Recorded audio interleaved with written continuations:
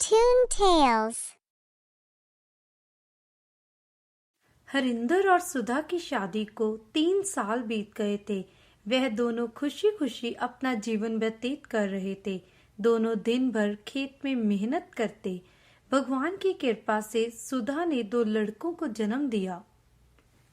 अच्छा सुधा, तुमने इनका क्या नाम सोचा है? जी मैंने तो एक ही नाम सोचा था।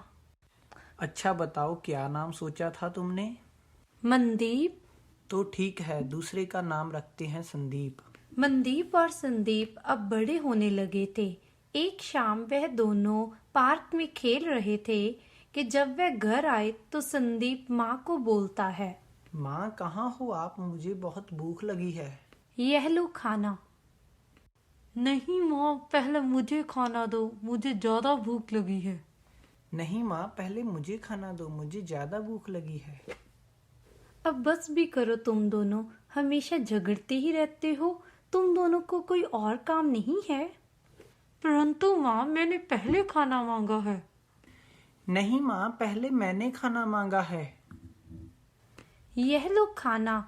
अगर तुम दोनों ने फिर से झगड़ा किया तो मैं तुम दोनों को खाना नहीं दूंगी।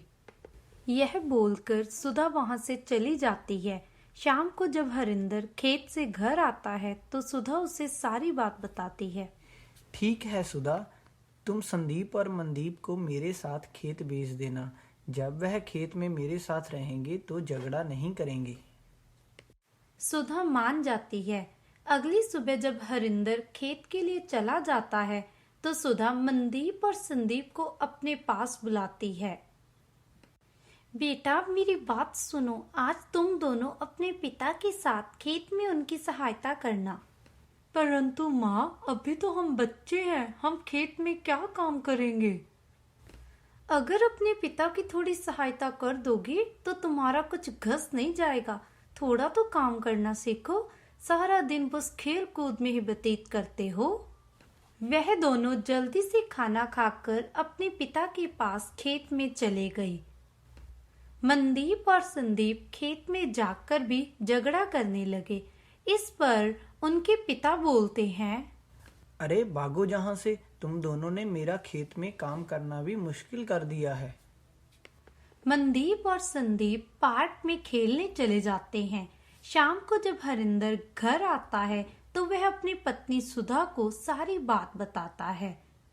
इस पर सुधा बोलती है, जी हमें कुछ तो सोचना होगा। ऐसे तो हमारे बच्चे हमेशा लड़ते ही रहेंगे। हाँ सुधा, मैं कुछ सोचता हूँ।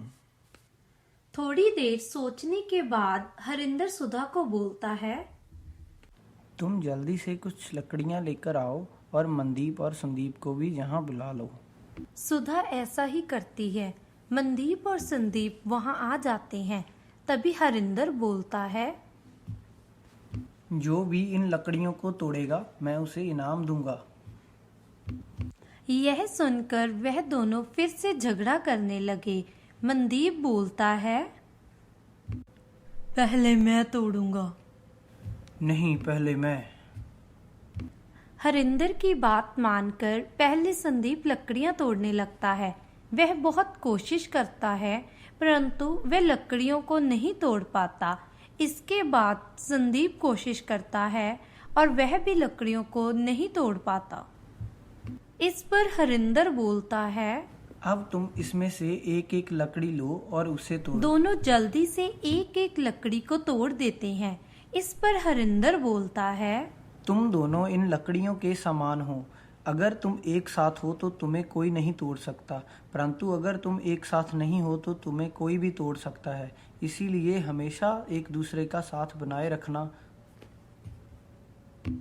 दोनों को सारी बात समझ आ जाती है।